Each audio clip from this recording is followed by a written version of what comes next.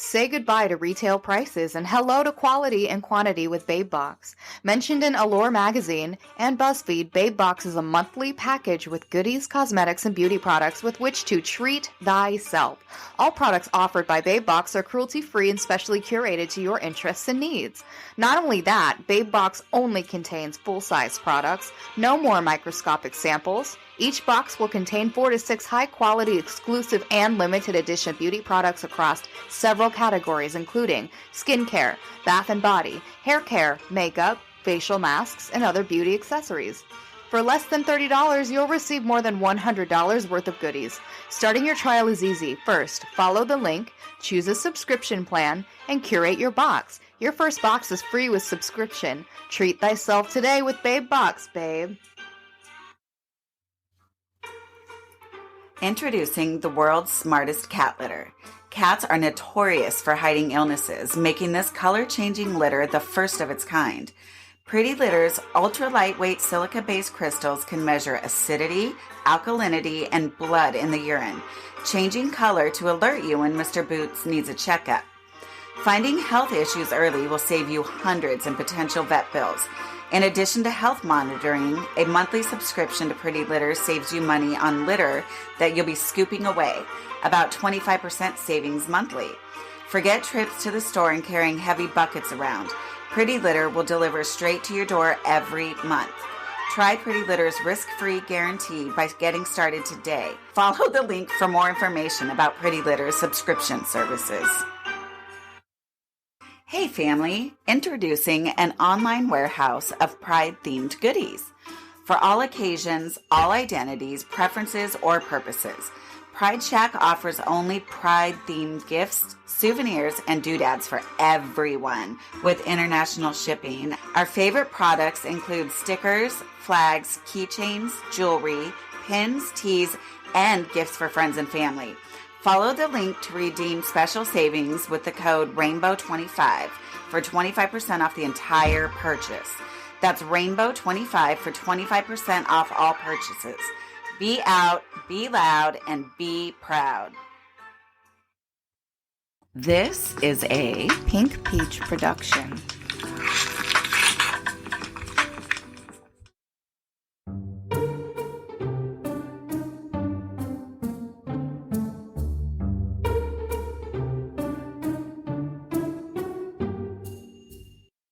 Hi. Hi. Hi. Welcome back this week. You too. Welcome back to my house. Well, thank you. How are you? I'm good. Yeah. I'm doing really good. Yeah. Another crazy busy week. Oh, tell me about it. Ready for this week to come where things are a little more mellow. Mm-hmm. Me too. I would like a mellow week. Yeah, you had quite a week. I had a week. I don't want to tell the whole story again, but like in a nutshell, Dooney had some health issues again, so he went to the hospital. And it's not a bad prognosis. Yeah. Yeah, it was the best case scenario out of all the scenarios. Yes. So she's got mild epilepsy, but she'll be okay. Yes, Doona is we're going to stop going to raves, so yeah. it's going to be fine. I mean, she's going to have to take her lifestyle and tone it down a bit. Mm-hmm. We're going to have to slow down. Yeah. Yeah. She's a crazy one, that she's Dooney. A fighter, though. She'll be fine. I know. Now she's going to be even more spoiled. Yeah, maybe it's time to settle down. Yeah. But yeah, you're right, though. She gets everything she wants now. In case people don't know, Doona is our legal advice. Mm-hmm. Our admin. Our all-around girl. Yeah. She does everything. She does everything for us. Yeah. Yeah. So I'm glad she's okay. Me too. Yeah. That's kind of it. That's my update. That was the exciting thing for my week. Kind of a lame week. Yeah. Just busy. Yeah. Nothing exciting. Yeah. Just keeping heads down and doing the damn thing. Yeah. Yeah. Pretty much. Oh, also, this is our podcast. Oh, welcome to whatever. I'll just date myself. I'm Tracy. I'm Matt. Oh, I thought I was Tracy. Oh, today you can be if you want to. Okay, I'm Tracy. I'm Max. Welcome to our podcast. Now we're going to confuse the shit out of people. Oh, I love it here. Okay. Same. So yeah, this is kind of like my little like getaway reprieve, enjoyable day. Yeah. I Same. mean, it's work, but it's fun work. Yeah. So It's the once a week we just get to laugh Yep. if we need to laugh. Yes. Cry if we need to cry. Yep. Yeah. Do we have any housekeeping? I feel like lot. we're in the process of making some new sticker designs. and some new merch. Some new merch, yeah. We're going to be coming to YouTube pretty soon. Yes. That's a whole thing in itself, so don't get your hopes up, but we'll figure it out. Like, Yeah. the way we figured all this stuff Other out, stuff, it's going to happen. So we'll have a YouTube channel. uh-huh. We may start getting a little crazy doing some TikTok dances. Yeah. I'm joking. Listen, we're great at dancing. Uh-huh. Yeah. And singing. Yeah. Why we're not on Singing. stage is beyond me. I know. We got to book a live show and you'll see. Yes. You will see us sing and Yeah, dance. and get dinner and a show. Yeah. Bring a bad date. Oh I my mean, God. you know, But all of- everyone's gonna write in the worst date I ever had. Yeah. Was your show. Yeah. Thanks for the invite, but never again. Oh man. Yeah. So and then maybe a website, but that's all. yeah, We'll take it as working- it comes, and one day at a time. We're doing Yeah. what we can. I think we're growing as the podcast is growing. Yeah. Would appreciate if you enjoy it. Maybe you could tell a friend Yeah. about it. Yeah. we'd If like you're to- listening on Apple, would you mind leaving a review? or Spotify. Or Spotify. Yeah. We'd really appreciate it. Just takes a second. Say whatever you want to say. We welcome constructive criticism. That we do. But it helps us get visibility, and that's really important to us right now. Yeah. Really appreciate it. Trying to grow it. Yeah. This week I'm going to do I'm going to make this a two-parter.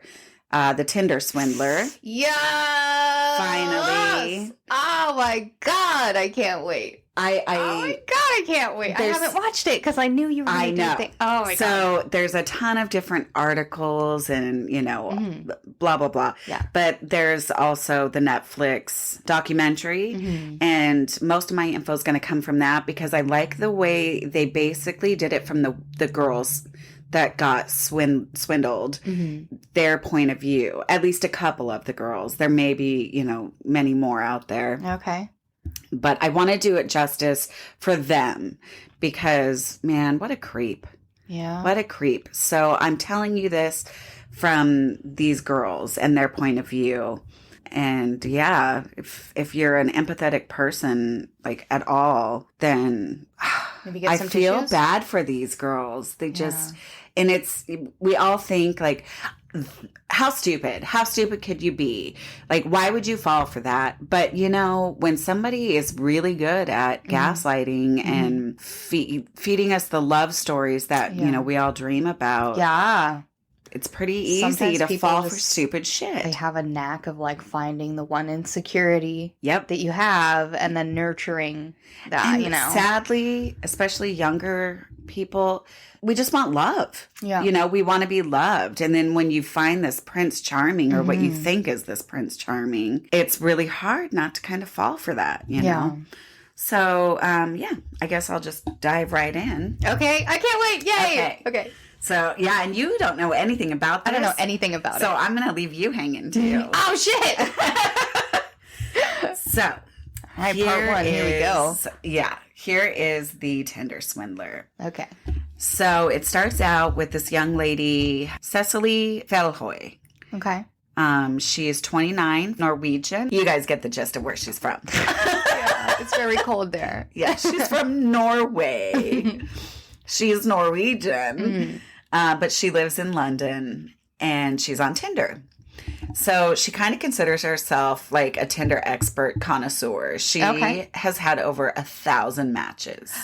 Oh. So not that she dated all of them, not that, you know, anything came of them, but she has matched with over 1,000 men. Okay. She's looking for that fairy tale kind of love, like in Beauty and the Beast or the movie Gentlemen Prefer Blondes. And she references this Marilyn Monroe quote from the movie Gentlemen Prefer Blondes. Have you ever seen it? Mm-mm.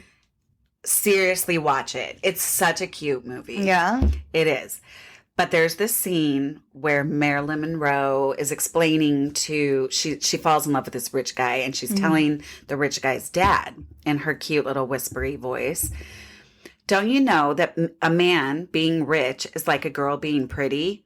You wouldn't necessarily marry a girl just because she's pretty, but my goodness, doesn't it help? Yeah. So true. Okay, yeah. So, I mean, that kind of, yeah. Like when a girl says, nice you know. bonus. Yes, Yeah. exactly. I mean, it's not everything, but it does help. It does help. So she's a romantic at heart and she's looking for that one special love. So she comes across this handsome, wealthy looking guy on Tinder and she swipes right. His name is Simon Lviv.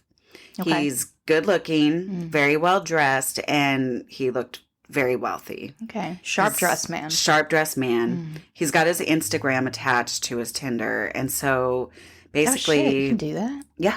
Crazy. You can attach it to like Bumble, most of them nowadays. So they can get another glimpse at your fake life. So they can stalk you. Yeah. Yeah. Yeah. And see what you. Everybody I know just makes their Instagrams look so much better than their real life. Oh, yeah.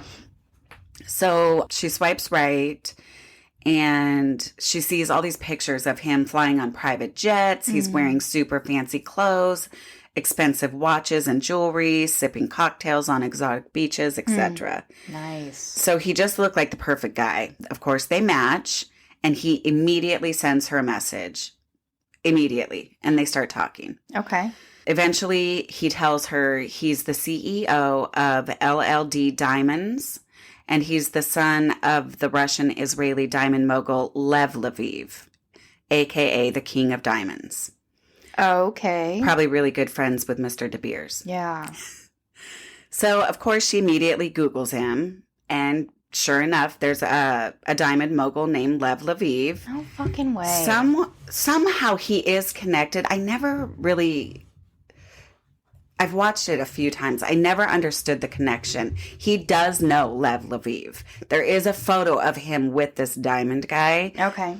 I never got the gist of how that was, but he is not his son. So I after just saw him in public and asked for a picture with him. right, Yeah.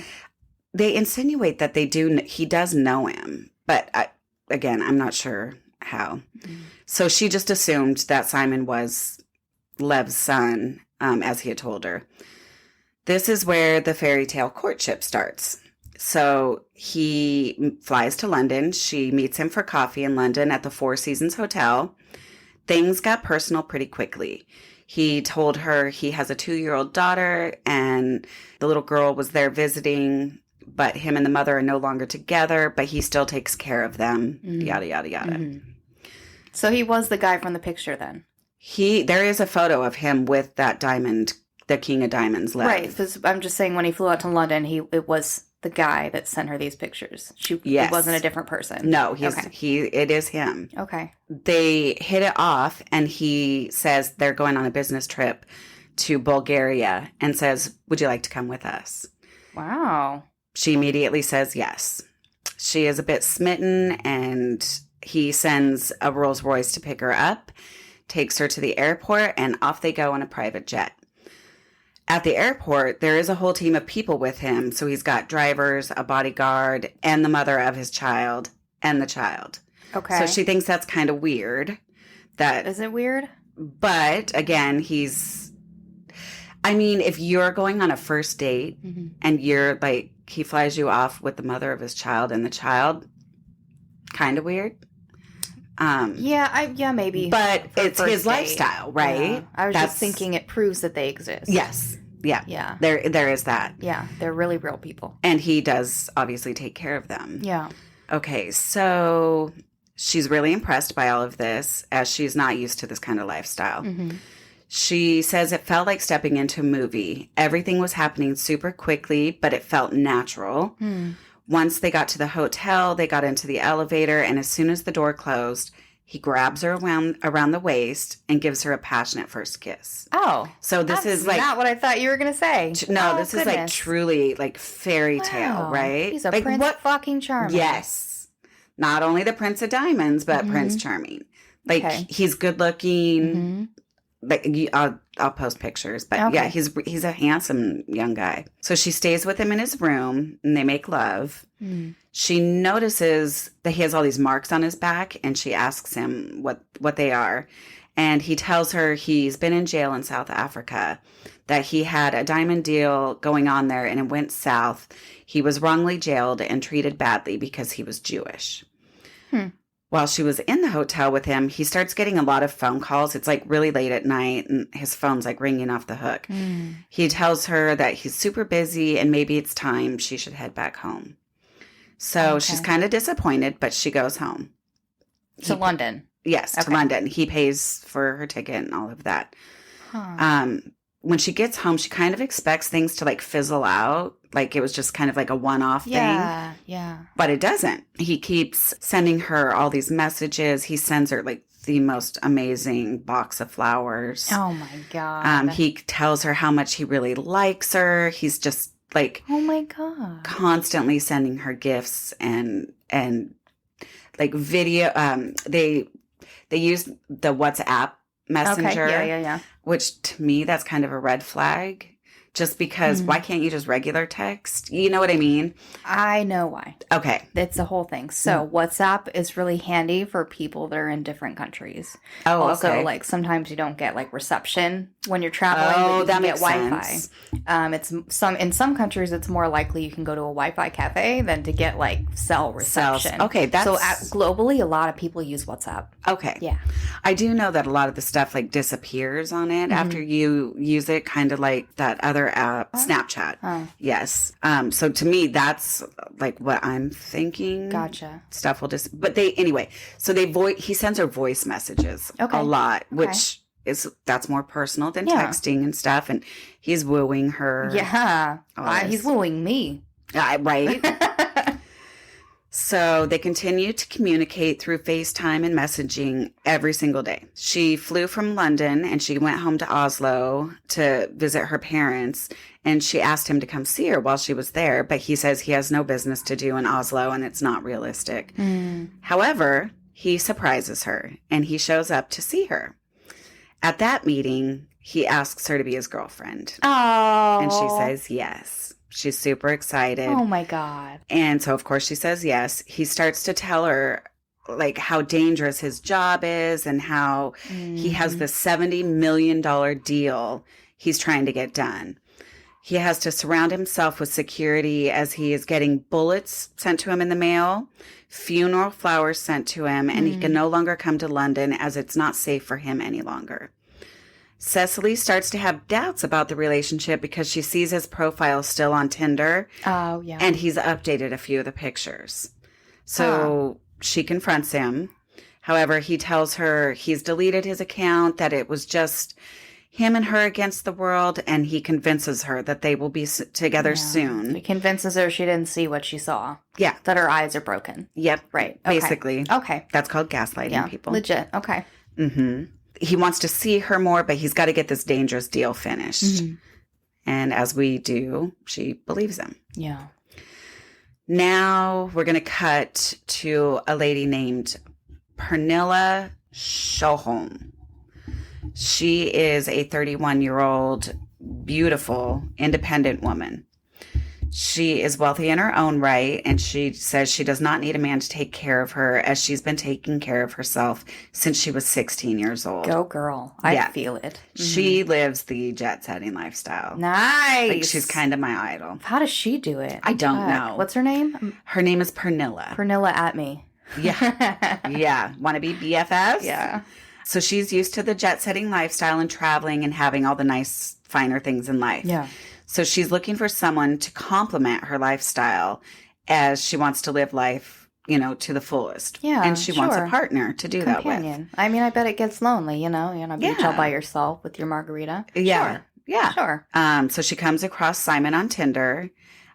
She sees that he lives a similar lifestyle and they match. He tells her he lives in Amsterdam and he wants to fly her out to see him the next day. He books her a flight. Of course, she says yes. He books her a flight and he sends her like all the confirmation details of the ticket. Okay. Sure enough, she noticed the payment was sent from Simon Lviv at LLD Diamonds. So off she goes. It looked legit. Okay. He sent a car to pick her up at the airport and it took her straight to his house. She says they had an instant connection. He asked her a lot of questions and seemed truly interested, and like he was actually listening to her. Okay. That's a huge turn on. Yeah. At least it is for me. Yeah. When he made a move on her, though, neither one of them really felt like a romantic connection. Okay. So they decided just to be friends. I get that because I met one of my best friends on Match.com. Like, I loved hanging out with him. I just didn't feel like a romantic connection. Mm-hmm. But man, we had fun, and I didn't want things to necessarily end. So we ended up becoming best friends. So I totally get where she's coming from. I think that's amazing. And I'll tell you why. Okay. My scaredy ass is thinking about, you get on a plane, you go to somebody's house, and they make a move on you. My scaredy ass is already like, well, okay, well, that's happening, I guess. Like, right? I think we've all been there. So I think it's amazing. They're like, let's not do that. Both of them, like, communally were like, nah, we'll just be friends. Yeah. I think that is amazing. And I want to say, what a great guy. Right. What a great guy. So such a safe person to be around. And that's how she felt. I bet. She was like, this guy is fun. He's a good time. Manners. And we're on the same page. Mm-hmm. There's nothing romantic, but that's cool. Let's be friends and hang out. Yeah. So they were in constant communication after she left. In her words, and I like this was good. She said, people are like batteries. Some people drain you and some people charge you. Oh, yeah. I get that. I was like, I feel it. Mm-hmm. She said she felt like he charged her. So he was a good time and had such good energy. He constantly lifted her up and made her feel special. For instance, he flew out to see her when she was having a bad day and just took her out for coffee and then left. Oh, my God. Like, that would make you feel pretty fucking special, right? Some guy just shows up because you're having a bad, like, flies out to see you. Allegedly. You're right. Yeah. Yeah. So she called him her prince. And technically he is the Prince of Diamonds. Mm-hmm. Meanwhile, he's still talking to Cecily every single day. Okay. Still sending her flowers, videos, and that's gifts. His girlfriend at this point, right? Yes. Okay. Yes. Girlfriend and friend. Got it. Yep. He eventually asks Cecily if she'd like to move in together. She said yes, and she starts apartment hunting.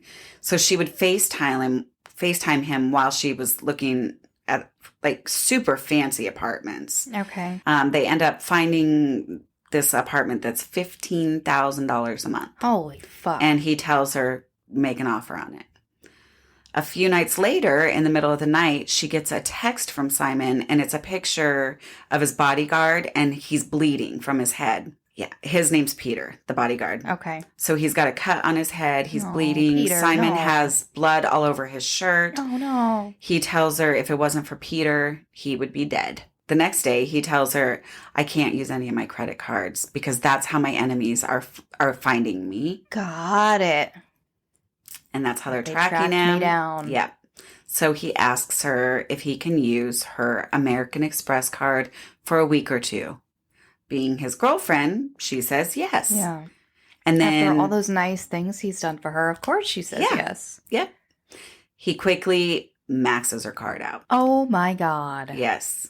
So a few weeks later, he asks if she can come to Amsterdam, where he lives, and bring him $25,000 in cash. Mm. And basically she's like, I don't have that kind of money. Right. She's where I'm at. Like, I've never seen that in my life. Where do I get that? Right. Yeah. He says, so he convinced her. When she asks why cash, he says because it's untraceable. She didn't have that kind of money, but she took out a loan and flies to Amsterdam with the money. Oh, sweetie. He convinced her everything she is doing is keeping him safe. Mm-hmm. He tells her she needs to make her Instagram private and that his enemies may come after her if she's not careful. He scares the living daylights out of her. Holy shit. Literally the same day. She gets there, hands him $25,000 cash. Peter, the bodyguard, calls and tells Simon, your enemies know where you are and we need to leave immediately. Cecily says he acted genuinely scared and in trouble.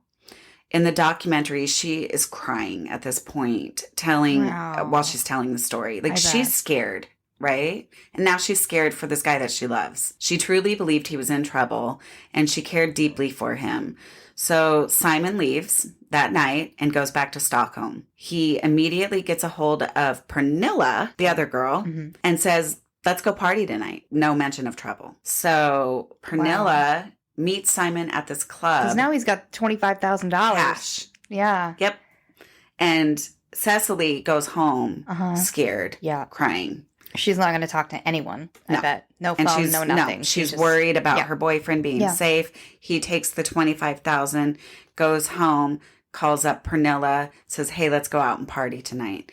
So Pernilla meets him at the club, and she says that everybody's shit-faced drunk, including Peter, the bodyguard, and that he's surrounded by what she calls champagne girls. And the way she describes them is they're basically like fruit flies around a piece of fruit. Okay. Only when they see a bottle of champagne, they surround it and follow it. Mm-hmm.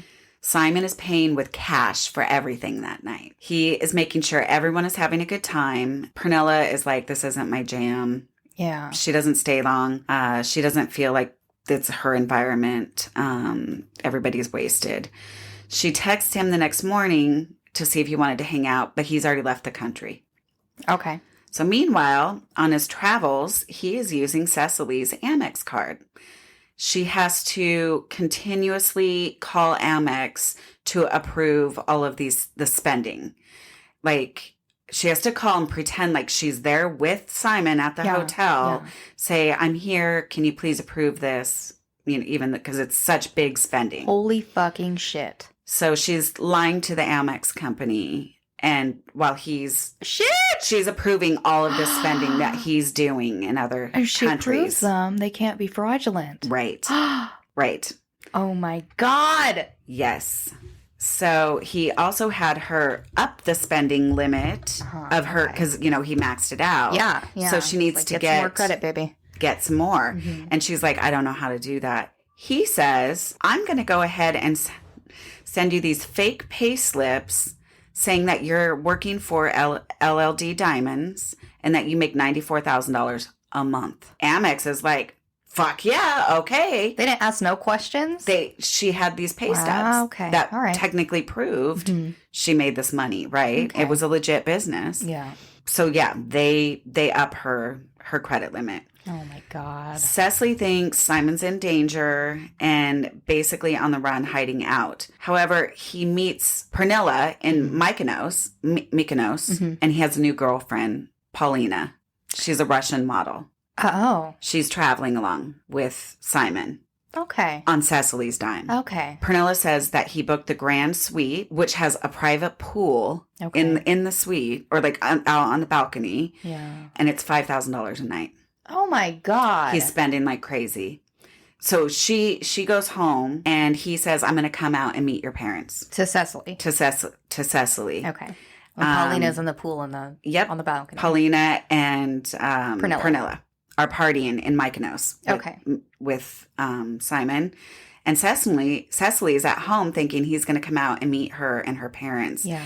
At the last minute, he says it's too dangerous and he can't come. Oh no. He asks Cecily to take more loans and more loans and more loans. He's spending up to $20,000 every 3 days. Of Cecily's money. Yeah. Oh my God. And whoever else he's scamming at the time, too. Yeah. Wow. He's renting cars, going to clubs that cost $2,000. He goes to this billionaires club that costs $2,000 for a table just to get in. Oh my God. That's not counting what you spend when you're there. That's not my kind of party. So he's just spending. In the end, Cecily took out over $250,000 in loans and credit cards. Oh no. Cecily. Yeah. So she's finally at her breaking point, and she calls him out. And Simon finally is like, okay, come to Amsterdam and I'll give you a check of everything I owe you. So she goes to Amsterdam. So when she got there, though, she said he seemed a bit cold and there was like this cloud across his eyes that she couldn't explain. She feels a distance between them. Cecily says it was a very uncomfortable night.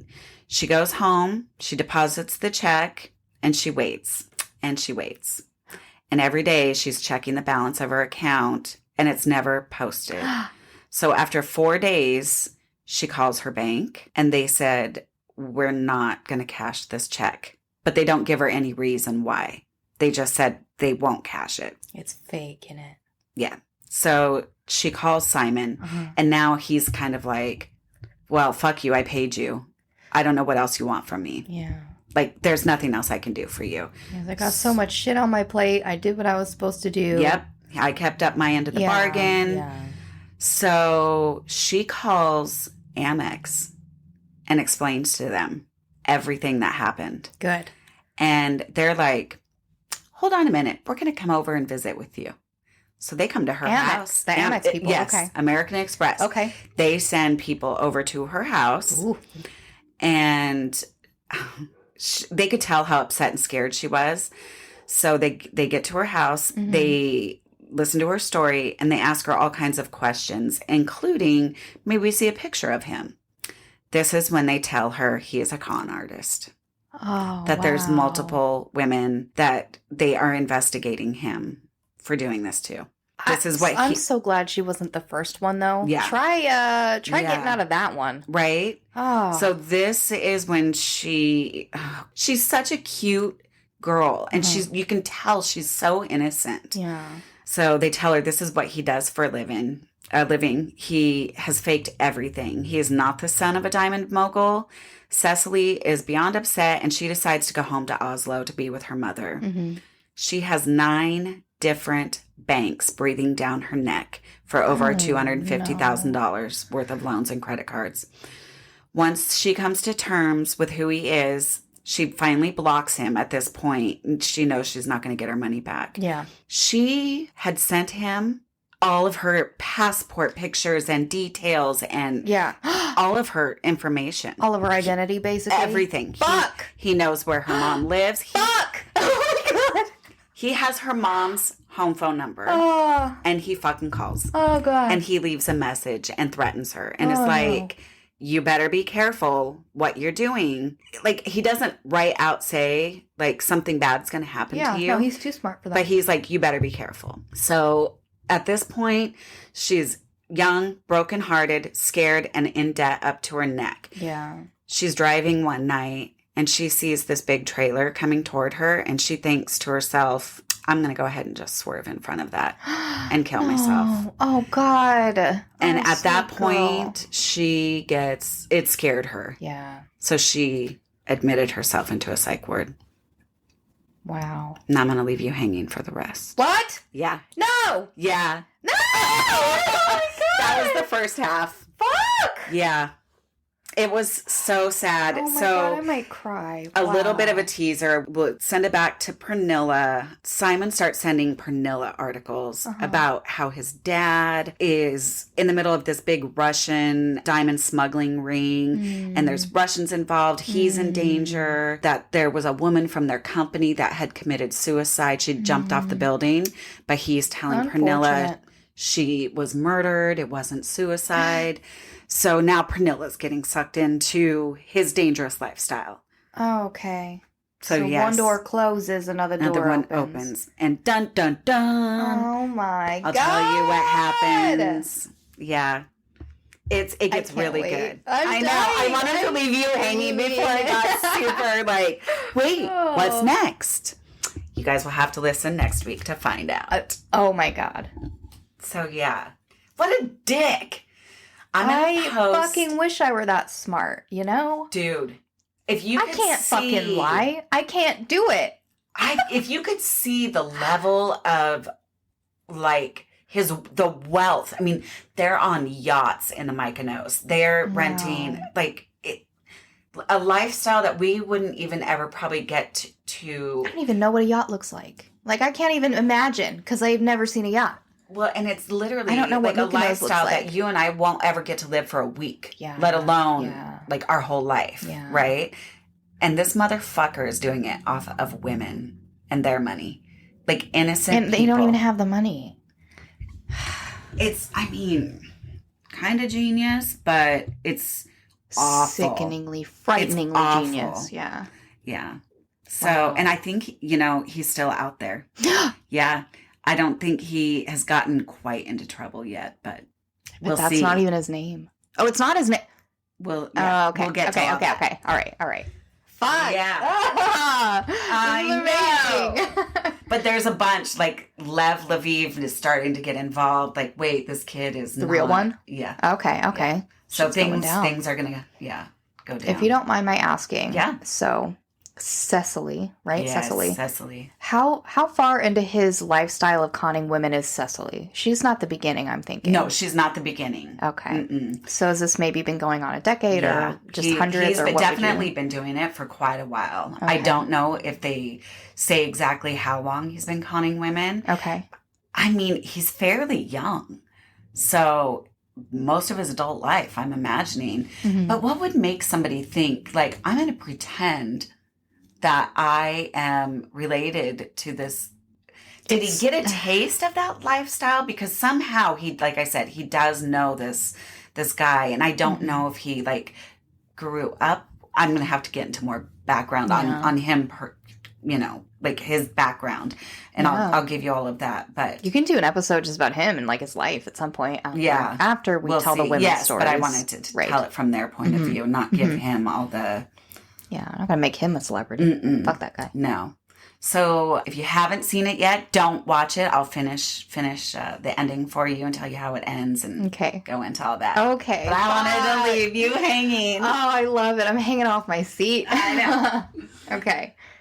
I need a break after that. You take a break. Sounds good. Okay. And now a word from our sponsors.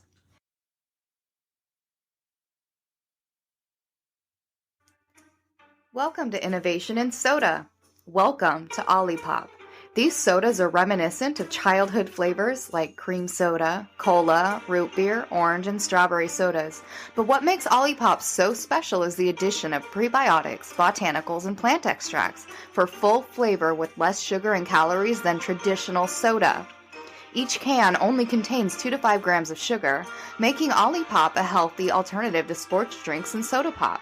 Not to mention, one can contains 32% of your daily fiber needs. So give your gut a break and spare your teeth some cavities. Try Olipop today. Variety packs now available. Follow the link to redeem 15% off at checkout with code SODALOVE. That's 15% off at checkout with code SODALOVE. I bet that sounds way better. Looking to create your own podcast? Try Buzzsprout, a hosting platform that makes podcasting easy, especially for us non-techie people. Buzzsprout comes with everything you need to get started in one easy-to-navigate place. An account page, access to marketing and advertising opportunities, monthly airtime subscriptions, tools and analytics to help you track your progress. Buzzsprout can also help you spread your podcast on major platforms such as Apple Podcasts, iHeartRadio, Spotify, and Amazon Music.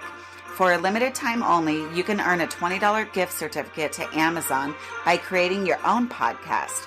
Follow the link to begin your podcasting career today. Hey, Whatever fans! BarkBox is a monthly subscription for you and your dog. Each month, a box arrives with 2 themed toys, 2 unique treat bags, and a chew. What makes BarkBox so special is the moments it creates between pet lovers and their pets. BarkBox's toys are high quality, one-of-a-kind, exclusive to BarkBox, and can be customized for your dog's size and chewing level. If you aren't 100% satisfied or wish to cancel your subscription, you'll appreciate the team's rapid response and no-fuss approach to customer service. Your pup will soon look forward to greeting the post delivery person instead of protecting you from them. Follow the link in the show notes to start your subscription today and enjoy this limited time offer. Double treats and toys in your first box. And go. Figured it out. We're back. We're back again. Oh, now that I've figured out not to mute the microphone. Third time's a charm, yeah. Third time's a charm. Okay, so I've got for you this week and next week a 2-part episode. Okay. And this is a topic that I really care about I put a lot of research into it, and I thought it's just something that's really important for people to be aware of. Okay. Because there are certain concepts that kind of go largely ignored. Okay. So this episode is going to be about domestic abuse and domestic violence. Okay. I want this to also be a disclaimer or a warning for anybody who may be uncomfortable listening, or somebody who has painful memories, is maybe not ready to revisit this conversation. That's okay. It could be triggering. Yes. Okay. So I'm going to talk about domestic abuse, domestic violence, intimate partner violence, but this episode is focused on woman-perpetrated domestic violence. Oh, so we're going to show the men a little love today. Show the men a little love today. Not necessarily men, but yeah, here's the thing. Domestic violence, when you hear that, certain images come up. I just wanted to bring it back to light. Yeah. And let people know that abuse happens in a variety of forms. Mm-hmm. And here we go. Okay. Deep breath. So I'm going to mostly refer to it as intimate partner violence. Okay. Wait. You have a couple knock-knock jokes to throw in, right? You'll To have lighten it up? remind me. Yeah, when you need a joke, like stop Okay. me and say we need a joke. Okay. Okay. Yes, I do though. Okay. Okay, I'm ready. So IPV, what is it? Intimate partner violence. Okay. It refers to any behavior within an intimate relationship that can cause physical, psychological, or sexual harm to those in the relationship. Mm-hmm. So some examples of this are obviously physical violence, such as slapping, hitting, kicking, or beating. Sexual violence, including forced sexual intercourse and other forms of sexual coercion. Mm-hmm. It was really important for me to put this in here Yeah. because I think sexual coercion, sometimes people don't feel like that like counts as something as much as rape does. Right. But I want you to know that it does. Yeah. And sexual coercion is much more common manipulation tactic than you would think. Oh, yeah. So sexual coercion can be like a guilt trip, making you feel guilty. And so then you have sex with the person. Yeah. Or something like that, maybe you owe them money, or so they say, or maybe they did you a favor. So They're you owe putting them a lot for that. of unnecessary pressure on you, making you feel so uncomfortable. You just want it to be over. Yeah. So you just give in. Yeah, Yep. exactly. That's sexual coercion, and that is rape. Yeah. Okay, so emotional abuse, psychological abuse, such as insults, belittling, constant humiliation, intimidation, which can be they destroy things that you care about or threaten to destroy things, threats of harm, threats to take away your resources. Yeah. So this is another one of those things people are wondering, I mean, if they're being intimidating and embarrassing me, is that really abuse? Like the intention there is to hurt you or to make you fear them or to control you, then yes. Yeah. Absolutely. Yeah. And sometimes people, they'll destroy the things that you love or cause damage to other things, thinking that that's a way around, like, not getting in trouble for hitting you. Sure. So those are all forms of abuse. Yeah. So controlling behaviors like isolating a person from their family and friends, monitoring their movements, like tracking their phone or some shit like that, restricting access to financial resources, like let's say you get in a fight, kick somebody out, go spend the night somewhere else, and then you lock their credit card. Right. Right? That's abusive. That's super manipulative. Or they just have complete control of the bank account. Absolutely. And you have to ask for $1 for a candy bar, you know? Yeah. Yes, absolutely. And explain every penny that you do spend. And yes. Yep. Yeah. So money is a resource that's often taken Huge from people, one. hidden from people, or controlled, but also things like employment, education, or medical care. Yeah. Things that you need. Yes. Right? The term domestic violence is used in many countries to basically refer to intimate partner violence, but also it can also encompass child abuse or elder abuse. Yeah. Okay. Or really any abuse of any member of the household. So battering refers to a severe and escalating form of partner violence characterized by multiple forms of abuse. So it would be the violence, but also like terrorization and threats, increasingly possessive and controlling behavior. Yeah. And that's according to the World Health Organization. Yeah.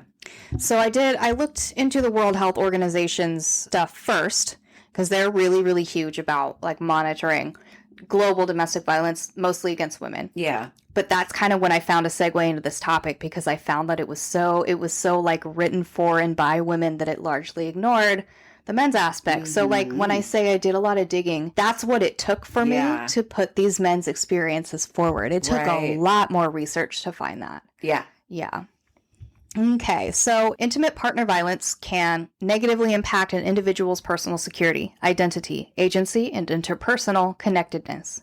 IPV has been associated with significant economic costs resulting from medical care, lost productivity of victims and perpetrators, as well as legal costs. So not to mention, in the wake of having been abused, festering trauma, which is often referred to in therapeutic terms as inescapable shock or inescapable horror, that lives in the body and that continues after the abuse ends or even after the person seeks safety and is in a safe place. Yeah. Like that lives in the body until you get some help or an intervention for that. Research indicates that high levels of chronic and prolonged stress, which include somatic symptoms and the release of stress and survival hormones, so like the shaking, the crying, the breaking down, those are psychosomatic symptoms of stress, right? Yeah. Weight loss, things like that. Those cause biochemical changes in your body and biochemical changes in your brain and the central nervous system.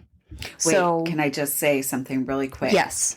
This just reminded me of, I literally was just telling my daughter and my son-in-law a story about my sister and I growing up. And it was just this one, I think I was 15 or 16. My body dealt with the stress as a 16-year-old in a bad situation and the stress. I got shingles on my face. Oh, no. From it, from being like in such a bad situation. Yeah. And that's how my body reacted to it. So 100%, you are, that is so accurate. Thank that you. our bodies do, it's not just in your mind. It's not just something you see and then tuck away. Like your body physically reacts Yes. to it. Your body finds ways of trying to let it out. Yes. Right. In different ways. Yeah. So the biochemical changes in the body, brain, and central nervous system. Yeah. Those changes can become underlying factors for more severe health issues, such as shingles or heart conditions or things like that, right? Yeah. Mental illness, obviously, is like top of the list, all of those. That concept is from The Body Keeps the Score, a book that I read recently, just kind of about how trauma lives on in you even after it's over and done happening to you, right? And that's something important to note, even when you get to safety, you still have work to do to let your body know that it is in fact safe. Okay. Yeah. So today, with all of that having been said, I'm going to discuss female perpetrated IPV. Not necessarily in female and male partnerships either. It could be but even female partnerships, yes. This topic largely goes undiscussed in the general conversation of domestic violence, and it's important to realize that a toxic relationship does go both ways. Yeah. Okay. In an effort to challenge popular views of gender stereotypes, gender roles, and just gender, entirely, I thought it was necessary to be fair and objective in reporting on an issue that we are all aware of and that we all have compassion for. So being fair and objective includes often telling the untold stories, speaking about things that are taboo or different or difficult, right? Or just straight up calling out, the unpopular opinions. Even if doing that can hurt someone's reputation. So, I'm fully aware people may not like what I have to say. Right. Regardless of that, this is an important topic, and I just want to get it out there. Yeah. I want someone out there who is not a cisgender female who has been abused to feel validated and know that they are seen and they are heard. Yes. Okay? Yeah. Thank you. Yeah. Oh, I also wrote, I care because sometimes I'm a boy. Okay, do we need any knock-knock jokes? Or can I go? Yeah, just one. Just one? Come on, throw it in. Knock, knock. Who's there? Police! Police who? Police, let me in. It's cold out here.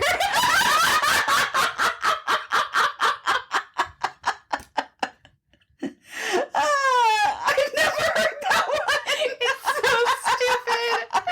Oh my god. Ba-dum-bum. Do you know where's the drum set? Okay, and now back to okay. the seriousness. Continuing. There's another really interesting thing that I found in my research, and that is, it's not that domestic violence or IPV against men or perpetrated by women happens less often. It's just that it happens differently. It's categorized differently. It's experienced differently by men than by women. And there are huge notable differences among the groups of men that are ignored by these standard studies of abuse because they're written to reflect women's experiences. Right. And that's what started me down the rabbit hole. Right. Okay. Can I just say, and I'm sure you're Yes. going to cover this. I don't know if you've seen that movie with J-Lo, the Hustlers. No, haven't. Good movie. Basically, all these strippers kind of take these guys for a ride for their money. And finally, one guy calls the police and he's like, I've been abused basically by all these. The police hung up on him. This is based on a true story. Fuck. They hung up on him. They were like, oh, you got abused by strippers. Oh, my when God. we don't care. And it took I am like going to talk about that. But yes, this guy had to literally like push. And then all of a sudden all these victims came forward and Yeah, you know, yeah. the girls got in trouble. But yeah, the police are like, oh shit, we should have taken some notes. right. But that's a very, valid point too, is that when men do say, hey, I'm a victim of abuse, other men are like, They get laughed out okay, the room. dude, Yeah. we don't feel bad for They you. become the butt of their friends' jokes. Yes. Yeah. Yeah, there's that movie that I love, Horrible Bosses. You've seen Yes, it? yep. Right? When this whole time, Charlie's trying to tell people that his boss is sexually harassing Yes. him, and all of his friends are like, nice. Yeah, because she's He's hot like, stop and complaining. beautiful. Yeah. Okay. Yeah. Moving on. Okay. So my goal with doing this, by the way, one last disclaimer sentence. Yeah. My goal with this is I want to recognize and like reconcile the discrepancy that in the gaps of understanding abuse against men and why it's treated differently than women. To begin, so the study of IPV against men as a whole is like already controversial. I Sure. found a lot of people don't like writing about it Yeah. because there's a lot of backlash that they get. Okay. Right. So there are perspectives in support and against researching statistics about violence against men. The argument that serves as a barrier to the expansion of this topic and discourse is accusation that happens, basically. Scholars who focus on female perpetrated IPV, they get stigmatized. Yeah. And they sort of become grouped into like this sort of like anti-feminist backlash, like, Right. and you know, they get put into this category that itself is stigmatized. You know, I will say just, we do bash on men a lot in our podcast and stuff. One of my biggest pet peeves in life is double standards.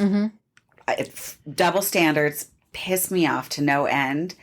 And so even when it's something we don't think there should be a double standard on, there is.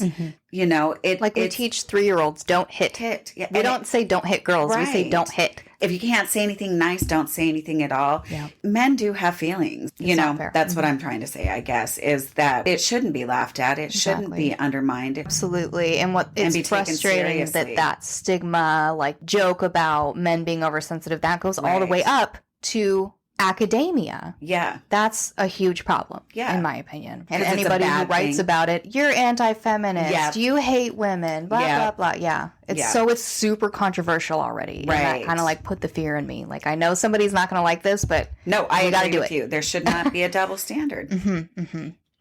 So it's also argued that IPV against men is a significant problem and it's underreported by a lot. But domestic violence researchers and feminist academics, they ignore that. Even though they know that, they ignore Yeah. it and they don't talk about it because they want to protect the fundamental gains of the women's movement, Right. right? So Makes sense. specifically that, Any attention we give to this is going to take away. yep, From what we're women's achieving. struggles. Yeah. Specifically, there's a view that intimate partner abuse is an extension of patriarchal dominance. So like, Yeah. if you were to take that out of the picture, then they kind of like lose a leg to stand on in Right. this whole like men dominate everything and Sure. they overpower women. It's basically saying people do know that it's a problem. We But just don't. Shh, Don't shh, talk shh, about shh. it. Don't muddy the water. Yeah. Right. Here's a really good point though. Concealing violence perpetrated by women. This is like somebody's argument against that other, like, we want to protect the women's movement. Okay. Here's an argument against that. Okay. We need to be talking about women perpetrated violence because the woman puts herself at risk Yeah. of escalation every time that she beats a man, Yeah. right? So I think that's a very tactful Yeah. counter argument. It's true. Yeah. Oh, Right? yeah. My mom used to tell me, you only give what you can take. And if you hit a man, you better be able to take what a man can take. Wow. Your mom said that? Yeah. Oh, shit. I know. I mean, she must not have taken shit from anyone. No, if that she was her didn't. attitude. Yeah. No, she didn't. Yeah. I've also been in violent relationships too. Mm-hmm. Another thing that I learned that was validated for me in this research is that it often does go both ways. It does, yeah. Right? Yeah. And I'm not proud of that, but I have been abusive to people in the past too. Same. It wasn't just me, but I did do it. I have to acknowledge that. Yes. Understand same. that was me for a while. Yep. And I can learn from that. In my head, I can justify it with, he cheated, he would lie, we would argue. He never laid a hand on me every other way you can imagine. But he never but did I hit him because he would push me? Like, I will justify it and say he pushed me to that point. But is there ever a point where it's okay to hit someone? Right? Right. There's not. Right. Yeah. I think we've all been there. Yeah. When I look back at that, and I'm like, in my head, I was crazy, right? He convinced me I was crazy. And because that's what usually would trigger it. He'd be like, you're crazy. And I'd be like, you want to see crazy, motherfucker? Yeah. And then I would batshit crazy. Yeah. And so. Like, might as well act fucking crazy. You're asking for it. That's right. I have that same hindsight. Like, I look back on myself, I'm like, what the fuck? Oh my God, what would it's ever awful. make me go so ballistic? You know? I would never, ever let a man have that much control of my feelings again. Never again. But I think a lot of us experience that in young, naive relationships. And in a way think like, I just thought that's how relationships were. Right. I'd have to agree. Yeah. That's what my parents did. Back and forth all the fucking time. Yeah. Right. And my mom my whole childhood. So like in my head, it was like, why break up over this after a year or whatever? Yeah. Like my parents have been doing this forever. Yeah. Yeah. Okay. Sorry. Okay. Sorry. We went off topic. We went off. Okay. So I want to talk about gaps in research. Okay. So obviously it goes without saying there is much less research regarding IPV with the men as victims. So therefore their responses to their victimization are less likely and less prioritized. So not only do we not know their experience, we don't know how they feel about it. We don't know what they did in response. We don't know what it looks like to them, right? That is a whole world of information we don't have, right? So the gaps exist because most research is focused on the prevalence of violence against women. The WHO, who is behind a lot of this, there was a global initiative, several actually, dedicated to shedding light on and making countries come together. They had all these conferences and going to give funding to these countries to make sure they instill social services and like try to combat violence against women. It's the whole thing. Here's the thing though. Funding for research to collect samples were from primarily white women, even though the WHO's initiative is global, primarily it was white women that they got their samples from. Like, what happened to you? Tell us your story. Were white women, right? And they were cisgender women, and they were women who were married or partnered with cisgender men. So, already it's skewed one way, right? This is supposed to be global research, like very representative, and it's like mainly white straight women in straight relationships, right? Even though there is somewhat of a general consensus that men can be victimized by IPV and domestic abuse, there's less concentration that focuses on the individual experiences of men who are victims and the measurements of that violence. So I'm going to explain that a little bit. First of all, why is that important? It assumes that all men belong to the same category and that the risk factors for victimization only apply to the studies that would have women as sample victims. Gay men, black men, white men, or maybe some other demographics like first-generation immigrant, homeowner or not, unmarried, rich, poor, unemployed, etc. Those are all demographics that we use for everything else to research. They're doing it right now for COVID. Every demographic, they want to figure out all the trends across demographic categories, right? They're not doing that for domestic violence against men.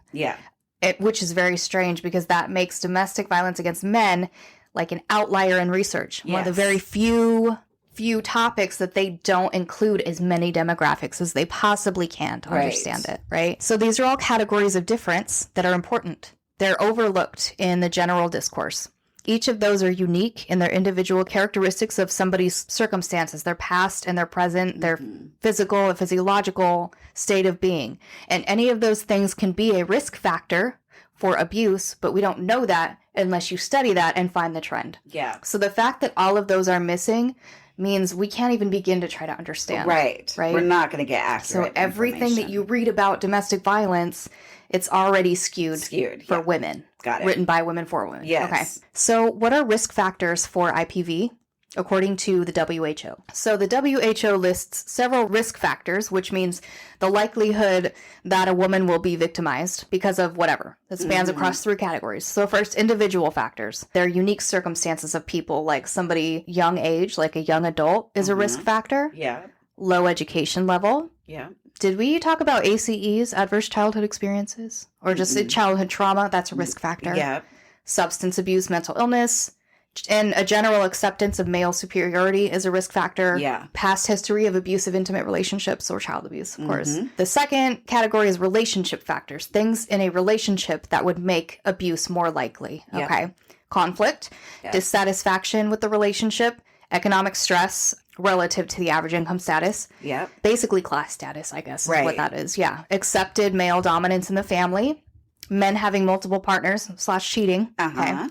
Education disparity that challenges power dynamics, such as interestingly enough, a woman with higher education that makes more money, that's a risk factor for violence. Yeah. Right? I could see that. Yeah. And then there's community and societal factors as a third topic. So community and societal factors can also be risk factors, such as gender inequitable social norms. Okay. That's already a factor. If Yeah. just generally society agrees that men should be in charge. Yes. That's a risk factor for Right. women being abused. Right. Okay. There's a lack of women's civil rights globally and unsupportive social institutions. There are weak community sanctions against intimate partner violence.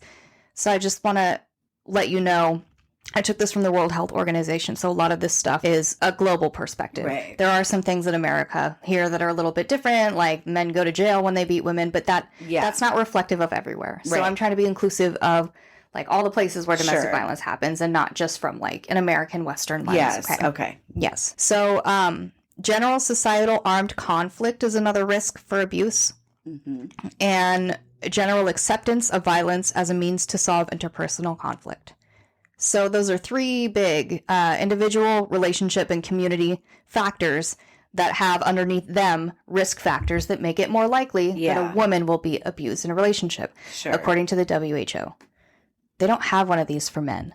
So that's the one standard out there that's globally accepted, written by women for women. Okay. So, in response to a lack of focus on the difference between men and differences among their experiences, there's almost no understanding of exactly what do men perceive intimate partner violence to be. Right. What does that look like from a man's perspective? How do they know they're being abused? Right. Because the standard that we have is for women. Yes. Right? Yeah. Big problem. So this changes things, right? So at what point are men willing to identify themselves as victims? This creates a huge discrepancy because most of the scales of measurement about what is or isn't abuse or how abusive something is are for women. There's a more recent scale of measurement that compares differences in sex categories. So that was a small move forward, but it still is not what we need to complete this research. Yeah. Right. So it was called the Composite Abuse Scale, revised short form 2016. It does kind of highlight the prevalence of different kinds of abuse, such as emotional or physical, but still that's barely anything. Yeah. So it's a small step forward, but it doesn't help much at all. So it's actually not well known if there's any accuracy in trying to apply the standard measurements of research to men's situations. Sure. You could try, but we're probably not going to get any good information from that because it's not written to reflect them. Yeah. Right? So, moving on. I'm sorry, I probably bored you with the whole giant thing, but I'm kind of a nerd about research, so. You're perfectly good. Oh, you're perfectly good. Okay, so as we know, violence against men often goes unreported, right? And so here are some reasons why and just kind of a discussion about that. Intimate partner violence occurs in all settings, among all socioeconomic, religious, and cultural groups, right? Yep. The overwhelming global burden of IPV is borne by women, of course, obviously. Although women can be violent in relationships with men, often in self-defense, violence sometimes occurs in same-sex partnerships. The most common perpetrators of violence against women are male partners or ex-partners. So that's a given, right? Yeah. But by contrast, men are far more likely to experience violent acts by strangers or acquaintances than someone close to them. So that's from WHO, meaning here's a little bit of information about violence that happens to men. Violence against men by female partners is not always considered violence in their mind. Yeah. They might not see it that way. right? Because of Right. gendered social expectations, they tend to like minimalize it, Yeah. like, or trivialize it. They don't want to look weak. Right. They don't want to look like they're being too sensitive. Right. And then there's the question of who do you tell? Who can you tell about that, right? Right. And that person of safety, that's probably different among men, right? Yeah. It's difficult for them to seek help if they don't actually believe that they're being abused, and if they don't have anyone behind them that supports them getting help. Yeah. So from this concept, I kind of created my own theory. I have a theory about this. Okay. My theory is that men trivialize their experiences being abused because the socially accepted standard of what we believe of domestic abuse is like this image of like the bruised, bleeding, battered woman. That's what you think of when you hear abuse. Yes. So that serves as what they have to compare their experience to, right? So maybe in their minds they're like, if I'm not that bruised, broken, hospitalized, then this must not be abuse. Right. It must not be that bad. It didn't even hurt me that bad. Right. Right? So I also speculate that men compare the damage done to them to the amount of damage they could do. Right. If they wanted to, what they call abuse the woman, they're probably comparing in their mind what that would look like. And they're like, okay, well, I could do this much damage and that would be abuse. Yep. I don't even have a bruise, so I'm probably not being abused. Right. Right. Kind of goes back to that old saying, you should have seen the other guy. Yes. Right? Yes. That's perfect. Should have seen the other guy. Yep. Mm-hmm. So men also avoid seeking professional help or resources for fear of being shamed, fear of the belief that they were only being abused because they started it. Yeah. Right? Or maybe that the women were acting in self-defense and just like happened to hit them harder that one time. Right. Right? Or that maybe they deserve the abuse in some way. Right. Speaking of resources, a 2019 study, which I'll just call the Walker study, examined the accounts of 258 men who were the victims of IPV by a female intimate partner. These were straight relationships, so already this is leaving out a large segment of the population. The study concluded that police exhibited gender bias in every single one of those phone calls, okay, by accusing the male victims of being the perpetrators of the violence and threatening to arrest them. Every time the police were like, she's just hitting back. Right. So she's protecting herself, defending herself. Exactly. Yeah. So the consequences of these perceptions and actions are significant, as gender stigmatization that impedes men from showing emotional vulnerability, disclosing abuse or violence, and seeking help. So basically, they're forced to be stoic and not do anything when they're being abused. Yeah. Right? They have to go stone-faced. Yeah. So that means that there's other health challenges that can come along with that abuse going unaddressed. Just like we talked about, trauma lives in your body, and men are least likely to go get professional help for any trauma, much less violent abuse from a female partner, right? That's one more person you have to tell, my girlfriend hit me. Yeah, exactly. Like, you just kind of blow it off. Like, it's not really that big of a deal. Yeah. If you're a guy that gets hit by a girl. Because I think in that scenario, what's on your mind is like not hitting back, maybe, right? Or like just getting out of the situation, with less harm happening. Yeah, right. That's right. Probably like defending yourself probably isn't the first thought you would have. So sexual minority and non-cisgender people experiencing IPV, they face even greater social stigma because of homophobia and transphobia, further contributing to the complexities in understanding and addressing men's experiences of IPV. Even men who did report it were not taken seriously by trying to find external resources. So what I got from this was like, okay, like we have crisis centers for women and children everywhere, every fucking block, right? If you're a man, a cisgender man, manly man, where can you go at a moment's notice for shelter? Right. And then I thought, can you imagine in that situation if you're not a cisgender man? You know, where can you go where you will also be safe from things like transphobia or homophobia? Right? Yeah. So just already we can see a lack of resources, right? Yeah. Okay. So I read a study called What About Men, written by Scott Kelly et al. This study finally asked some critical questions that sort of broke through a barrier that had not yet been explored. It was like the first of its kind and really like pushing the envelope, really opening up a discussion. Okay. So, quote, even though physical abuse is not the most common method of resolving conflict in contemporary relationships, violence is not unusual between married, cohabiting, or even dating partners. About 23% of women and 11% of men, so twice as many, reported that they had experienced threats of such violence in a 2008 study. So that's twice as many women report abuse than men. Does that mean that that's how often it happens? No. No. Right. It just means that that's how many times it gets spoken about. Right. Right? Reported. So is there an explanation for this discrepancy? Quote, what do men perceive as violent and abusive acts, and how do they attribute meaning to them? Are the types, the tactics, the patterns, and the consequences of IPV that men experience similar to or different from those experienced by women? Again, this was the first study that ever asked this. Yeah. Okay. Are there other important factors that influence men's experiences of violence, such as variation like race, class, gender, sexual identity, occupation, etc.? It is important to note that this article makes a straightforward acknowledgement that men in this article mostly refers to the straight, white, heterosexual, cisgender man. Mm-hmm. So I think they were trying to make progress forward, but again, Right. there's a large segment of men that are discarded from this. Sure. Okay. Already we can spot a bias in research, but you got to start where you are. Right? So this study took the perspective that, quote, violence cannot be assumed, that it is viewed and experienced in similar ways by men and women because gender as a pervasive structure affects both expression and experiences of IPV. So those are not the same between men and women. So like a slap isn't equal to a slap, Right. basically, right? A girl that gets slapped, that's going to definitely hurt a lot Yes. more than a guy who gets slapped. Yeah. So it's just kind of saying, you know, those experiences are different Yes. among gender lines. So I put a pause in here, check in, questions, comments, deep breath. Yeah. Do you have any thoughts? Anything? No? No.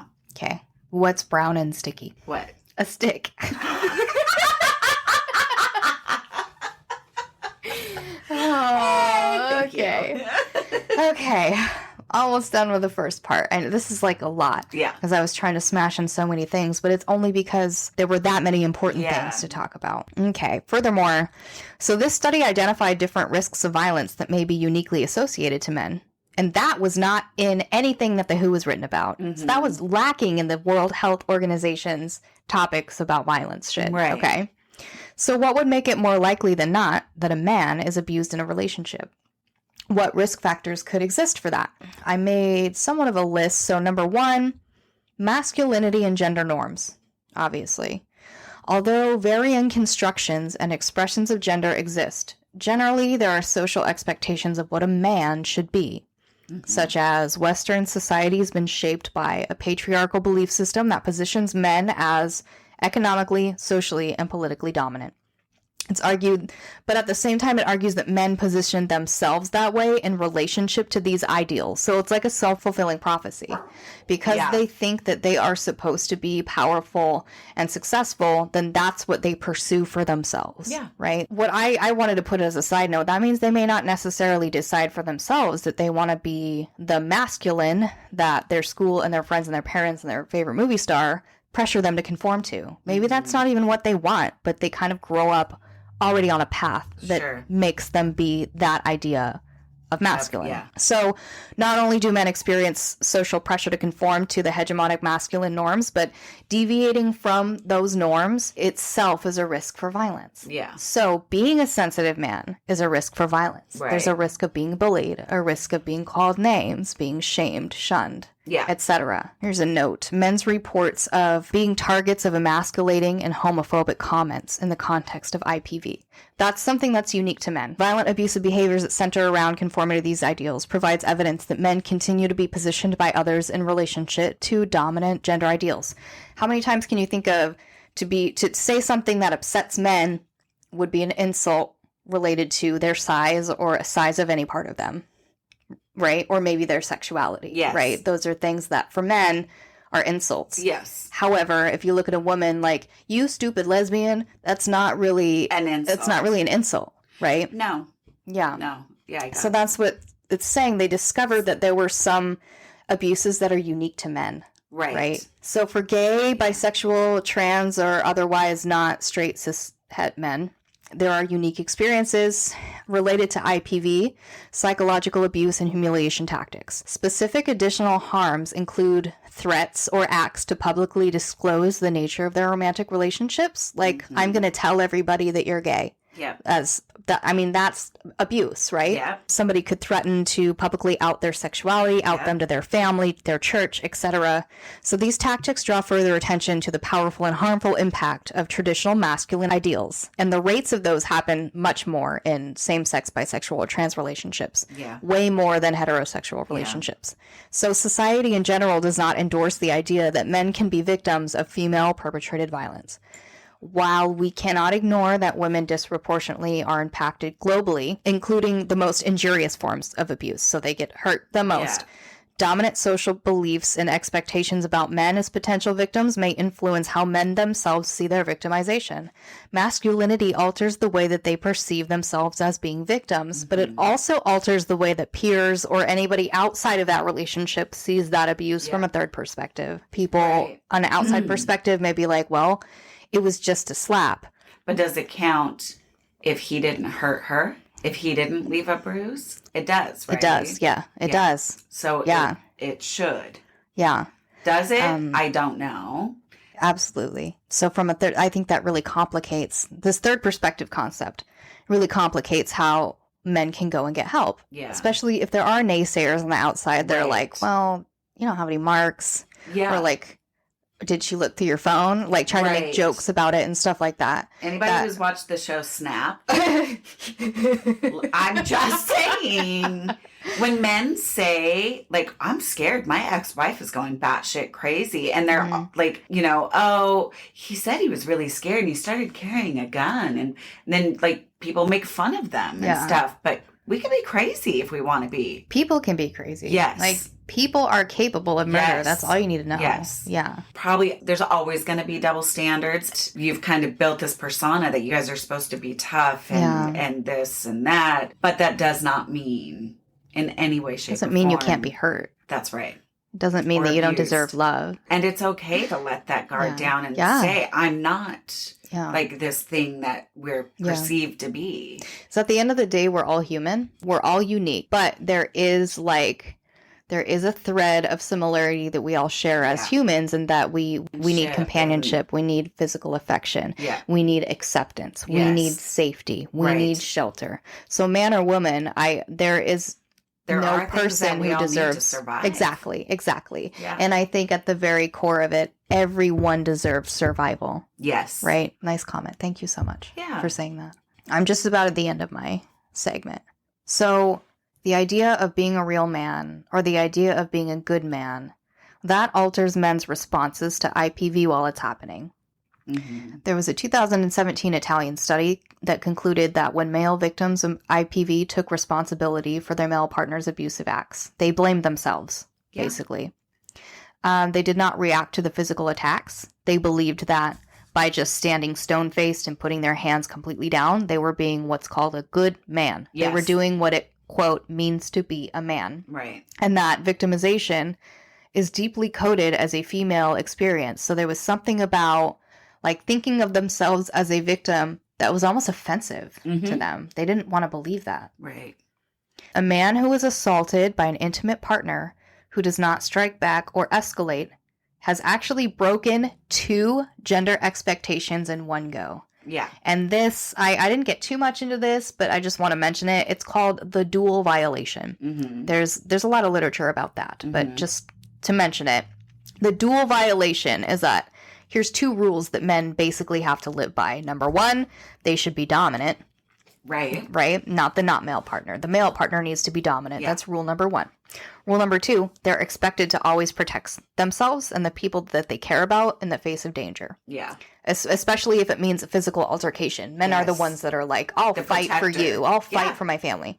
So if you're a man who is not being dominant and are not fighting back, you're breaking like the 2 rules of being a man. Right. Yeah. Yeah. According to academia.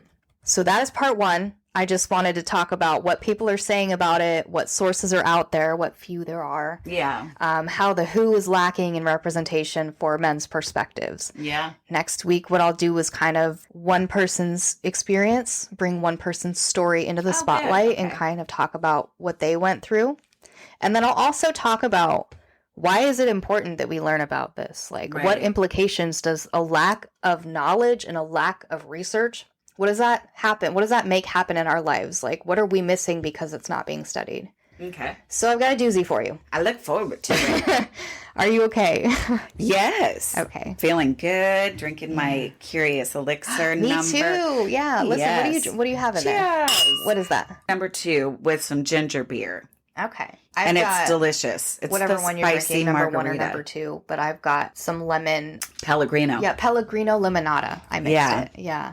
Is it good? It's zappy. I like it. The spicy kick at the end is just everything. Mm-hmm. All right. Okay. I got some profiles for you. Okay. Go. Okay. So my first one, I just thought it was funny. Super cute cop standing there with his leg up on a bench. Have you ever said, fuck the police? Mm-hmm. Well, now's your chance. Okay. Oh my God. I love it. Even I love it. I know. I was like, okay. Okay. Cutie patootie. Someone's clever. This one is so cute. Date Cherry. She's 31. Mm-hmm. And it's this old man holding a picture of a super cute woman. And it says, grandfather seeking companion for granddaughter. She suffers from poor choices. Oh my God. What a guy. Oh my God, Cherry. I hope you find your Prince Charming. Oh, and Grandpa. What a sweetheart. That's adorable. I thought that one was too cute. Yeah. Okay. And my final one. This was a personal one. Okay. I was on Facebook dating the other night, checking things out. Okay. And Mike, who's 63, sent me a message and it just said, hi. Oh, okay. One of those, hey. Yeah. Come on. So I see his picture and I'm like, no, thank you, Mike. Mm-hmm. Not my jam. But I'm curious. So I keep looking at his profile. Okay. In their own words, Christian. Okay, there's no punctuation. Okay. Christian, lots of money, kind, funny, smart. Okay. Anything negative, okay. I gossip sometimes. Get angry. Get sick of dating sites. Okay, back to positive, generous, funny. No, I'm not stupid enough to vote for Biden or get vaxxed. Okay. Okay. Cool. Mike. And then, this is where he got me. Okay. This is where he wins the Tracy. Yes. Okay. My favorite places to hang out. That's like the question, and then you fill it out. Yeah, okay. And this is his answer. I wanted to say kill people. dot, with kindness. Oh. I love a straight man. What? What? What? Okay. Like for friends, maybe? Okay, wait. Or is he meaning like he's like a straight shooter and like he's being serious? Like, I love it when people are honest. And so you love to that kill makes sense. people? I love a straight man. Somebody who's honest. Okay. I love a straight man like... So I'm being honest with you. So I'm being honest about I wanted to kill people with kindness. Yeah, whatever is the 63-year-old equivalent of I don't straight know. man. I'm thinking honest. He's so weird. And then there's a picture of him in a bathroom Oh, holding an old digital camera. in a bathroom. And it looks like maybe his mother's bathroom, like an old lady's restroom. Okay. The loo. Then there's a picture of just a chair upstairs. Just a chair in his upstairs. Oh, he's like, here's where I sit sometimes. Yeah. I'm not sure where he was going with Favorite it. place to hang out? Chair. Then there's another bathroom pic in a totally different bathroom. It looks like a cheap hotel bathroom. Oh, okay. And it looks like there's no shower curtain. So I'm assuming that there's a body in the bathtub wrapped in the shower curtain. And then the next picture is him sitting with cleaner behind him. Oh my God. Creepy. Oh my God. Look at how creepy looking he is. I'm going to post he's got him. Ted Bundy eyes. Oh, gosh. He's got Ted Bundy eyes. There's the mom's bathroom picture. Like, Okay, if I weren't so creeped out, I would say that's cute. I'm like, oh, look at him trying to take a selfie. It's Right. an actual A digital camera camera. pointed toward the mirror. Yes. Yeah. He's got Bundy eyes. And he's just weird looking. There's the camera again. God. Yeah. Oh. Is there anything about volunteerism or something? Because, like, No. if there's anything in his profile about him being a pillar of the community, then we know he's a serial Christian. killer. Christian. Yep. Serial killer. He's a Christian with lots of money. Serial killer. He's kind, funny, and smart. He's fucking Ted Bundy. I don't know what he means by anything negative, okay? What does that mean? I don't know, because I'm not 63. And the fact that he gossips sometimes. Yeah. Like, Well, I do too, though, sometimes. like, what does he talk too. about? All the girls that he's killed? Yeah. I'm Or kidding. maybe Okay, you whatever's guys- going on at the church potluck. Yes. Yeah. Yeah. Like, so-and-so Um, took a third helping last week. And he's honest, though. I mean, at least he He's says he straight. gets angry. Yeah. At least he lets you know he gets angry. Yeah, so be expecting that. Okay. Yeah. Yep. And he's not stupid. Oh, He red flag. Yeah, he's not stupid. So he had to tell you that. And he's not stupid enough to vote for Biden or get vaxxed. Okay, good to know. Yep. All right. Because I was So- going to ask. That would be my first Winner, question. chicken dinner. I contemplated saying, should I send him back a message? Listen. He likes to clean. We know that. It's funny, just like the things that like your head goes through when you're looking at pictures. Like, where's the shower curtain? I bet there's a body in the bathtub. Like, I just my mind picture, instantly, Windex. yes, like goes to the worst places. It's awful. Oh, man. He's probably like the super super nice guy. No. He's got Bundy eyes. No, you're right. He's not a nice guy. Oh. I know. So yeah, those were mine. I thought a couple cute, fun ones, and then a creepy one. Yeah, that was fun. You know what? Send him a message. I'm just curious. Why do all the creepy ones? They're all personal. It's I crazy. just don't. My know. sister is like, how do you track these people? I don't know, because we look very similar, and her profile Yeah. did not attract these kind of You're people. like, I'm just out here trying to function. Yes. God damn it, dude. Come on, somebody like help a girl out. Send Yeah. me one good one. One not serial killer, please. Yes, please. Please. Yeah. One of these days. Hopefully. One of these days. You just There's stay gotta positive. be one. Yeah. Okay. Something's got to give. Right. So I've got 3 Craigslist ads today. Okay, sweet. The first one is a found ad. It's like, found cat snake? Found, assuming someone's pet. Some sort of cat snake? What? Long and nimble with dryish fur, has cat teeth. Seems to like cat food, but isn't a cat. Please come take this off my hands. It smells weird. What?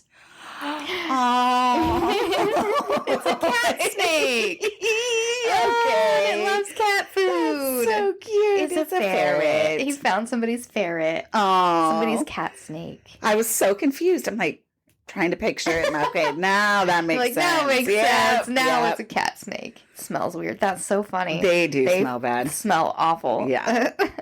Okay. This one is called Found One Left-Handed Black Glove. Okay. So if you're missing one of those, listen up. From 2012. So long lost left-handed black glove. Earlier today, while walking along one of my favorite river embankments, I found a black left-handed glove. It looks like it might be pretty expensive, so I thought I'd throw it on here. Nice guy. The glove is apparently unisex, as I have the delicate hands of a woman, but I still looked stylish as a man when I put it on the top of my hand and posed in the mirror. Oh my gosh. I chose not to wear the glove. I have a skin condition that causes me to sweat a substance not unlike butter, but only a fraction of its deliciousness, believe me. No. And I wouldn't want to ruin this perfectly lovely glove. Since I found the glove 3 hours ago, I've tried to make the best home that I can for it. We've played 2 games of Risk. He won both. We watched a documentary about the internet, and we had a heated debate about Obamacare. When I say we had a heated debate, I'm not suggesting that the glove can speak. It simply nodded in agreement while I went over my 45 bullet points. So if you have lost a left-handed black glove that has the capabilities of speech, I apologize, but this is not your glove. Okay. Okay, good to know. Your search, unfortunately, continues. No. But if the glove that you've lost is left-handed with a little bit of an attitude and a lot of heart, this could very well be your glove.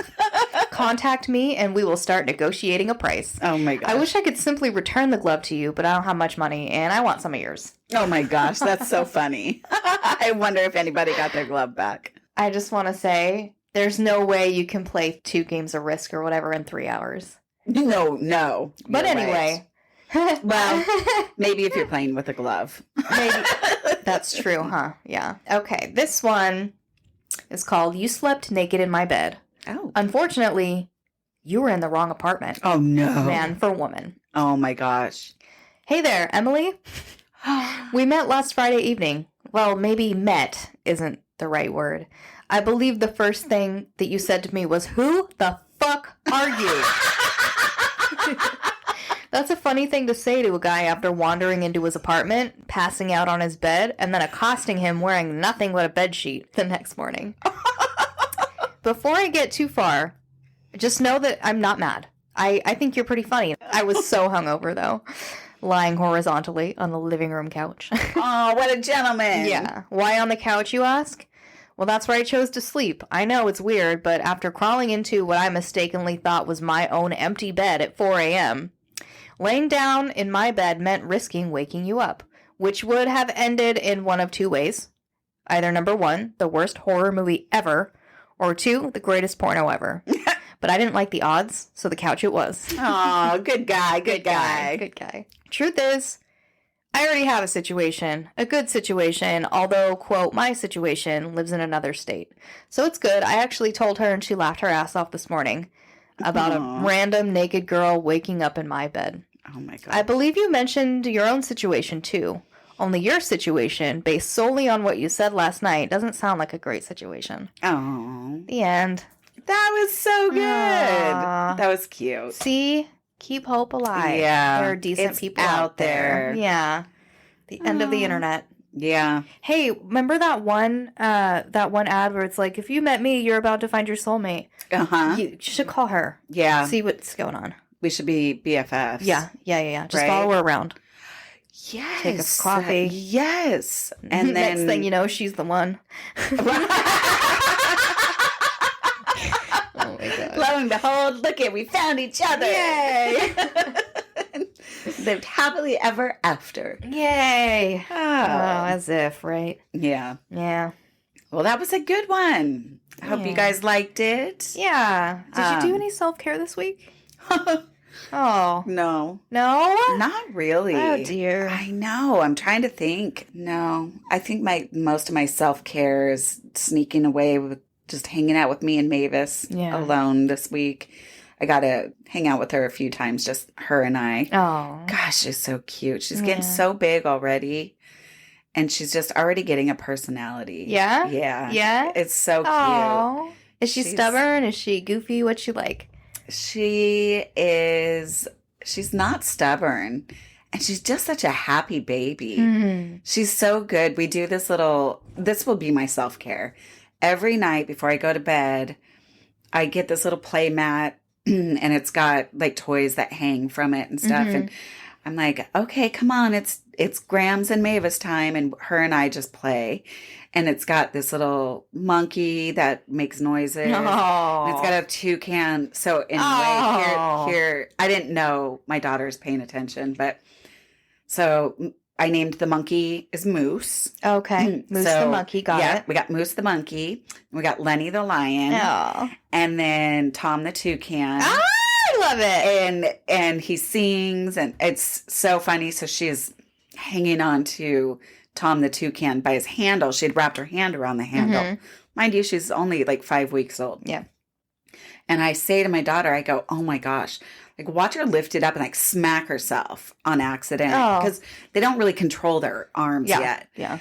And my daughter's like, oh my God, you're so stupid. She's not that strong.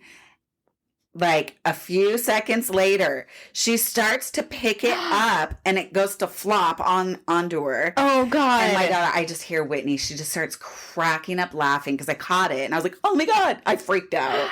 And I was like, I told you, Whitney. I told you she was freakishly strong. It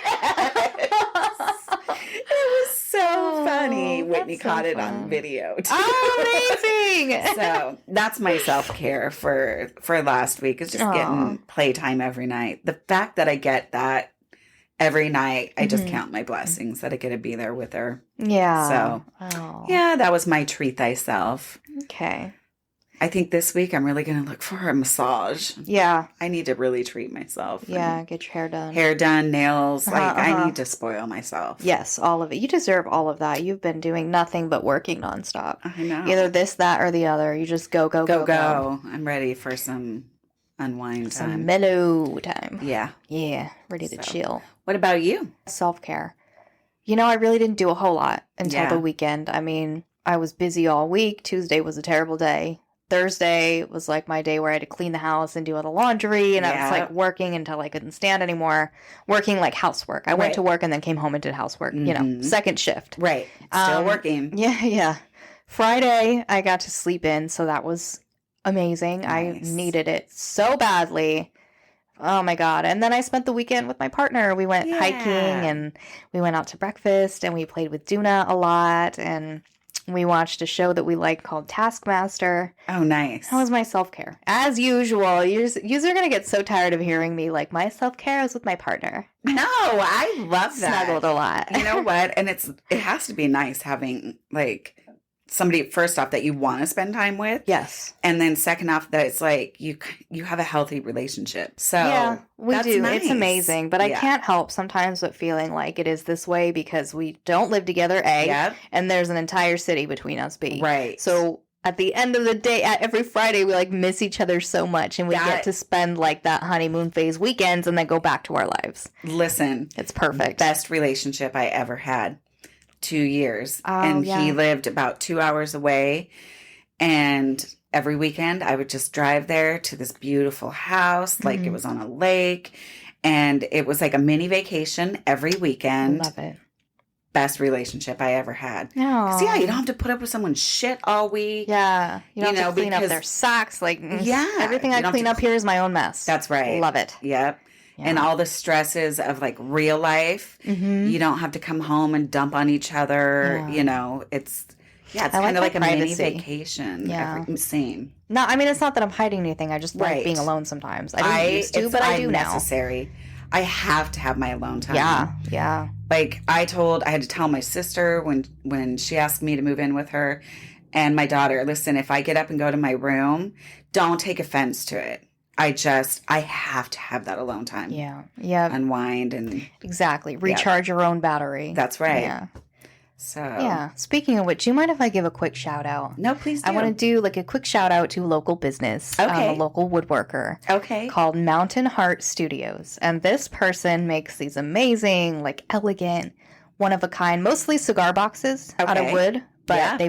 they also have the pool racks, pool Oh, ball yes. racks. Yeah. Yep. And some other like walking sticks and things And like some that. really cool wood balls. that Yeah. look like trees grew on it. Like they're Yeah. beautiful. I An got amazing some for design. my birthday Yeah. as a gift. Yeah. And they're beautiful, beautiful artwork. Yeah, and It I is. just wanted to say, with Father's Day coming up, I've been like having a hard time trying to find something that is functional that like Yeah. for a man, you know what I mean? Right. So like cigar boxes Yeah. never fail. So what I want to just do is like highlight this local business, Mountain Heart Studios. I'm going to link their Etsy account to Okay, our perfect. show notes page, and Yeah. I mean maybe you can find yourself Check a something cigar box. out. Yeah, Mm-hmm. yeah, Right on. awesome, cool. Everybody, thank you so much for coming back. Yeah. You guys remember you can find us on Instagram and Twitter at whatever IJDM. You can find us on Patreon and support the show at patreon.com/whateverijdm. We have tiers starting at $2. That's right. And you can find our podcast on all of the sites like Spotify, Apple, Mhm. iHeartRadio, but you can also always find us on Buzzsprout at https:// whatever IJDM podcast.buzzsprout.com. And don't forget to mail us your stories for a free sticker at whateverijdm@gmail.com. Or just send, say hello. Yeah, Well, send goodbye. us some of your dating stories. Oh, We'd love to yeah. hear from any of you. Absolutely. Thanks for joining. And just remember, when it all gets to be too much, Just throw up your hands and say, whatever. I'll just date myself. Yay! Cheers to that. Cheers.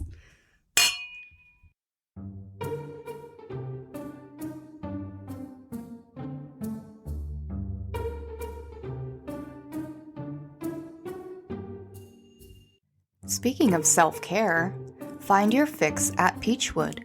Peachwood is an online retailer for the sale of sex toys, lingerie, adult pleasure products, and wellness products.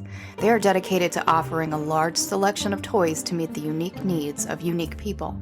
They offer multiple award-winning products to shoppers at the most affordable prices on the market, and they even offer a 15% student discount. No more retail markups in commercial sex toy stores. All of these orders are delivered promptly and in discreet packaging. Although Peachwood is on a mission to combat the negative social stigma around sex and masturbation by taking a sex-positive approach to toys, games, and novelties for every kind of love. Join the sex-positive movement. Shop today and get exclusive offers.